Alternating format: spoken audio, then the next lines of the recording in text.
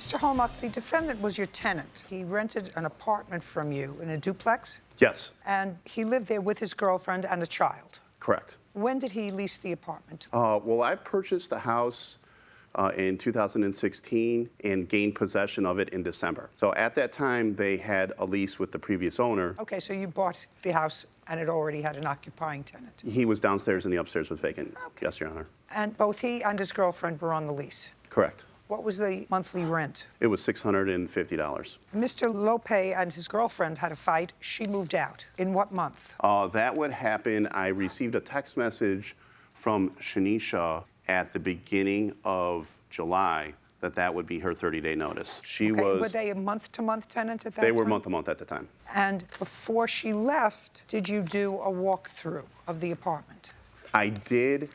Before she left, I did not walk through the apartment, no. So you don't know what condition the apartment was in when she left? No, I don't. And how much security deposit did you have? I received $625 for security deposit when I closed on the house. That was the $650 for the rent was when I... You received $625 as security deposit? Correct. When Mr. Lope's girlfriend moved out in August, I assume she moved out in August of 2018. Beginning August. Did you give her back any of her security deposit? I did. How much did you give her?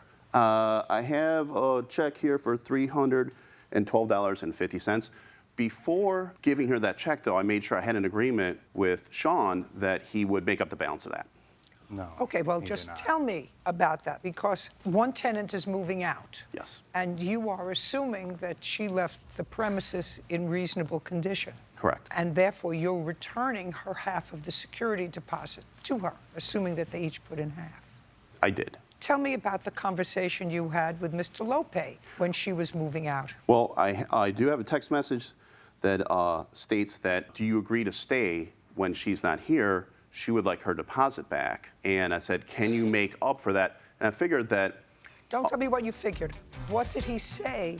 Well, let me see the text messages. He agreed to keep the place... Can I see those as well? Just a second. I just want to see the text messages. Make up for that $100 a month. That's all I want to see in text messages. And we had an agreement that rent would be $750. It would be $100 a month for the deposit.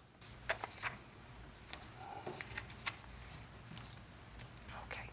When did Mr. Lope move out? He moved out at the end of August. Did he pay August's rent? He did. How much did he pay? $750. So now you have his $100 plus his $312. So you have $412.50. Correct. In deposits. Correct. And it is your claim that the place was a mess. Correct. There were a lot of things that had to be taken out. Oh, quite a bit. Were they the defendant's things or his girlfriend's things that she left? Well, I believe that they were... No, I don't care what you believe. Okay, I have pictures. I'd like to see the pictures.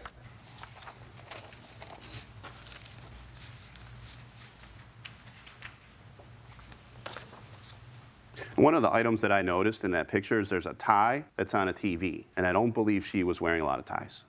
Well, Children's these certainly toys. aren't. Yeah, these aren't his. Well, they were living with a child. I know, so but she left with the child. they had a child together also. I know. Did you see the child come back after she left with the child? I did not see neither one of those children. There were two children. There were. Okay. He had a child with her while they were living there. I had two. Did that child stay living with you? No. Went with the mother? Yes. Okay, fine.